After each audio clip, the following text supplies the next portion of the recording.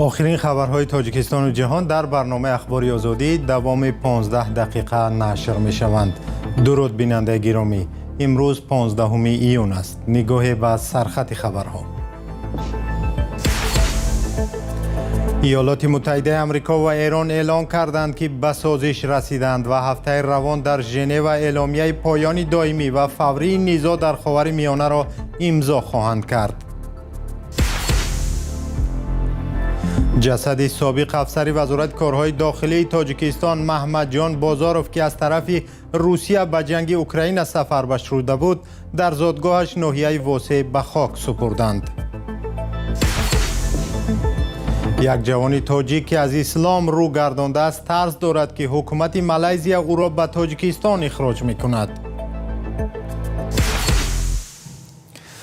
دیروز زمانی که ازدحام بزرگی مردم به تماشای مسابقه یک حربی بدون قاعده و یا UFC به مناسبت 250مین سالگرد استقلال ایالات متحده آمریکا در کنار قصر سفید جمع شده بودند، پرزیدنت ایالات متحده آمریکا دونالد ترامپ که در این روز 80 سالگیش را جشن می‌گرفت، اعلام کرد که سازش پایان جنگ در خاورمیانه به دست آمده و روز 19 ایون در ژنو به امضا خواهد رسید. در این باره همکارم میرزانبی خالقزاد تفصیلات بیشتر دارد. پرزیدنت ایالات متحده آمریکا دونالد ترامپ میگوید چارچوب سازش ختم نزاع در خاورمیانه، باز شدن گلوگاه هرمز و قطع محاصره بندرهای ایرانی از طرف نیروهای آمریکا حاصل شده است. وی در شبکه اجتماعی تروث سوشال نوشت سازش با جمهوری اسلامی تکمیل شده است. به قول ترامپ سازش امکان میدهد که در دوام 60 روز آینده واشنگتن و تهران به طور مفصل توافق صلح را ارزیابی کنند. سروزیر پاکستان شهباز شریف این خبر را تصدیق نمود، افزوده است که مراسم امضای سازش 19 ایون در ژنو دایر خواهد شد. پاکستان در مذاکرات آمریکا و ایران نقش میانه‌رو را بر عهده دارد. آمریکا وادار به امضای مقامداران ایرانی هم در نوبت خود صبح روز دوشنبه ابراز داشتند که توافق پایان دائمی و فوری جنگ در تمام جبهه‌ها و از جمله لبنان را در بر می‌گیرد. وزارت کارهای خارجه ایران گفته است که بعد امضای سازش در تاریخ 19 ایون رواهای آزاد در هرمز تامین خواهد شد. امضای سازش بزرگترین اقدام در سمت تامین صلح پایدار در خاورمیانه خواهد بود که 28 فوریه با حمله‌های هوایی آمریکا و اسرائیل به ایران آغاز یافت. خبرگزاری ایرانی مهر نوشته است که اعلامی همدیگر فهمی جانب‌ها از 14 بخش عبارت بوده.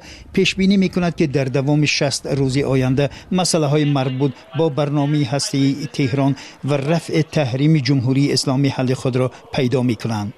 پرزیدنت آمریکا اصرار می‌ورزد که عنصر کلیدی هر گونه سازش با ایران کفالت آن است که تهران هیچگاه به سلاح هسته‌ای دسترسی نیابد و روای آزاد کشتی‌ها در گلوگاه هرمز تامین گردد. خبرگزاری ریترز با تکیه به معلومات از منصبداران ایرانی نوشته است که بر پایه سازش ایالات متحده آمریکا موافقت می‌کند که 25 میلیارد دلار را از حساب‌های بسته جمهوری اسلامی باز کند و در جواب تهران عهده‌دار می‌شود که از استحصال و دستیابی به سلاح هسته‌ای خودداری می‌کند. همین منبع افزوده است تا زمان امضای نهایی سازش تهران موافقت می‌کند که از غنیگردانی اوران و بنیاد کارگاه‌های نوی هسته‌ای خودداری خواهد کرد. خبرگزاری فارس که به سپاه پاسداران انقلاب اسلامی ایران نزدیک است، صرف نظر از اظهارات ترامپ درباره رواهای آزاد در هرمز تاکید کرده است که حرکت کشتی‌ها در خلیج فارس از طرف ایران و عمان نظارت خواهد شد. نظامیان ایران سازش صلح را پیروزی کشورشان عنوان دادند. جسد یک استاد ورزش و پلکونیک سابق وزارت کارهای داخلی را از روسیه به تاجیکستان انتقال دادند.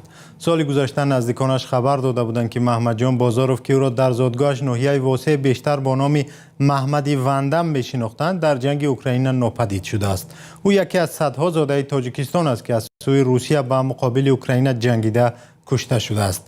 تفصیلات در گزارش کیمارسیاتا. محمد جان بازاروف مشهور با نام محمدی وندم، سرهنگ سابق وزارت امور داخلی تاجیکستان، تا رفتن به جنگ در اوکراین در تالار ورزشی در روسیه از کراته درس میداد. وی 7 سال پیش با 7 فرزندش از تاجیکستان بر روسیه کوچیده شهروندی این کشور را گرفته بود. نزدیکانش پیشتر در یک صحبت با رادیو آزادی گفتند که محمدجان بازاروف 2 سال پیش شامل ارتش روسیه شده به جنگ ضد اوکراین رفت ولی سال 2025 ناپدید گشت. جسد یا پیکر محمدجان بازاروف را روز 14 ایون از روسیه به تاجیکستان آورده، روز 15 ایون در زادگاهش ناحیه واسه به خاک سپردند. معلوم نیست که او با چی راه به جنگ روسیه در اوکراین جلب شده و در چه شرایط کشته شده است. پیوندانش به رادیوی آزادی گفتند او تا سال 2005 در دسته تعیینات مخصوصی وزارت کارهای داخلی تاجیکستان یا آمان کار میکرد و رتبه پلکاونیک یا سرهنگ را داشت. در نوارها در شبکه‌های اجتماعی دیده می شود که محمدجان بازاروف به تمرین کاراته رغبت دارد و پیوسته این نوع ورزش را تشویق می کند. از این رو او را در زادگاهش لقب وندم قهرمان یک فیلم امریکایی را داده بودند. محمدجان بازاروف یکی از صدها زاده تاجیکستان است که در جنگ روسیه علیه اوکراین کشته می شود. مقامات یگان آمار نمی دهند. طرح زیستن میخواهم اوکراین نام زیاده از 3000 زاده تاجیکستان را نشر کرد که کشته و زخمی شدند یا اسیر افتادند. رادیوی آزادی نیز تاکنون خبری مرگ بیش از 100 زاده تاجیکستان را که در جنگ اوکراین کشته شدند نشر کرد. روسیه سال 2022 به دلیل به اوکراین حمله کرد و این جنگ بیش از 5 سال باز دوام دارد. در حمله های روسیه هزاران نفر کشته و میلیون ها اوکراینی آواره گشتند. مقامات تاجیکستان بارها به شهروندان خود هشدار دادند که از رفتن به جنگ کشورهای بیگانه خودداری کنند، ولی تا این دم علیه یگان نفر برای جنگیدن از طرف روسیه در اوکراین پرونده باز نکردند.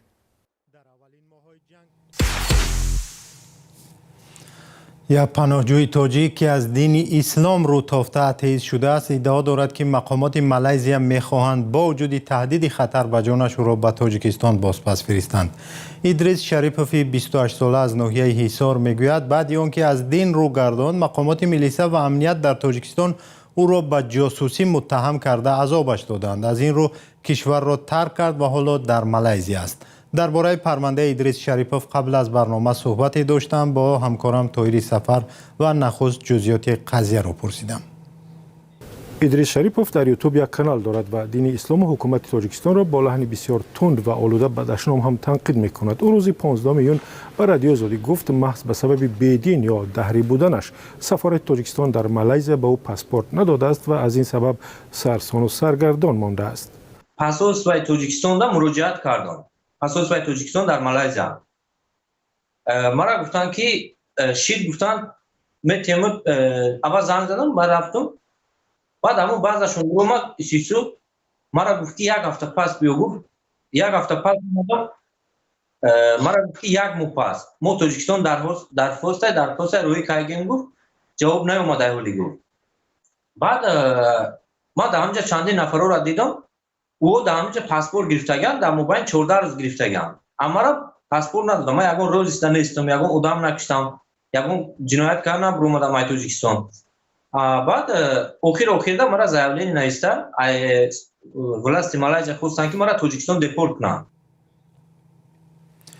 بله، رادیو آزادی با سفارت تاجیکستان در مالزیا و وزارت کارهای خارجه تاجیکستان مراجعت کرده منتظر پاسخ آنها. سوال دیگر از همکارم این بود که چرا ادریس شریپوف فکر میکند که او را محض برای عقیده هایش و یا دهری شدنش تعقیب دارند و یا ممکن است بعد اخراج به تاجیکستان عذابش دهند؟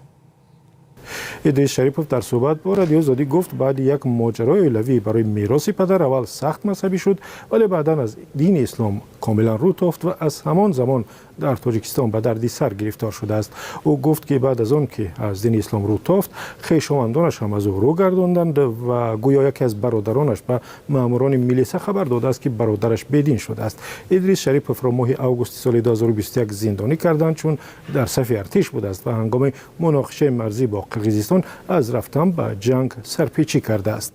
سال 2020 اکجان ایدین برو اومدم بعد خونه участковый اومد مرا عدلم بردن گفتم برای تو را کی گپ یاد برای چی اتیست سیدی تو مسا در کور کیستی امنیت نه فقط برای بردنم غم زدنم مقصد شکنجه دادن امنیت هم شکنجه دادن مقصد بعد نشید سال 2021 تاجیکستان برو اومدم. بعد ترک تاجیکستان جوان تاجیک از یک کشور به کشور دیگر از جمله از ازبکستان به قزاقستان سپس هند و چندی از کشورهای عربی رفته سال 2024 به مالزی رسیده است. بیشتر از یک سال زندگیش را در فرودگاه کوالالامپور سپری کرده و آخر سال 2025 از آنجا بیرون آمده است. ادریس شریپوف این زمان شناسنامه ندارد و کمیسریت عالی پناهندگان سازمان ملل عریضه او برای مقام پناهجو را بررسی می‌کند. ادریس شریپوف به رادیو آزادی گفت محض همین عریضه مانع شد تا ماه می گذشته ماموران خدمات مهاجرتی مالزی او را به تاجیکستان باز پس نفرستند. جوان تاجیک حالا امیدوار است که به عریضه‌اش پاسخی مثبت می‌گیرد ولی در مالزی نمی‌ماند چون به قول او مناسبت با مردم دهری در آنجا بد است. میگوید این زمان جایی ندارد و اینجا و آنجا یا در کوچه می‌خوابد. من از این کشورهای لیدرهای دموکراتی از این ارگانیزاسیون ای ژورنالیست‌ها ای سیمی ای خوش میکنم که مرا ای همین دولت مالزیا با اون کشوری مثل اروپا مثل استرالیا که جای نباشه همین مرا گیرنده همینجا که در اینجا حیات من در خوف مثل حکومت مالزیا مرا همچون اگنت ماساد سریو برآوردگی مثل در اینجا هر یک دقیقه من با ترس گذشته است روز دیگه. تشکر از همکارم طاهری سفر برای این شرح جالب. قصه ادریس شریپوف رو در سامانه رادیو آزادی پیگیری کنید. سلام، اگر خط و خبر می‌خواهید ما داریم. نوید بامدادی، سرخط خبرها، اخبار تاجیکستان و جهان، گزارش‌ها و تحلیل‌ها. چی می‌گذرد و چرا؟ دانستن فهمیدن است. ضمیمه یا اپ ما را بگیرید.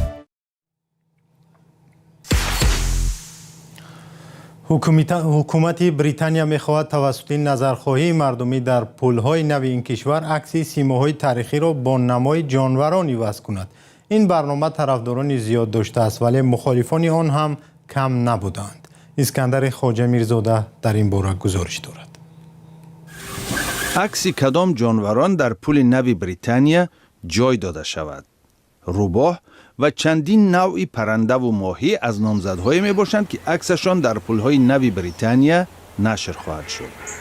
بانک انگلیس سال 2025 پیشنهاد کرد که در پل‌های نو این کشور به جای عکس‌های سروزیر سابق وینستون چرچیل، ادیبه جین آستن و دانشمند ریاضیدان آلن تورینگ عکس جانوران چاپ شود.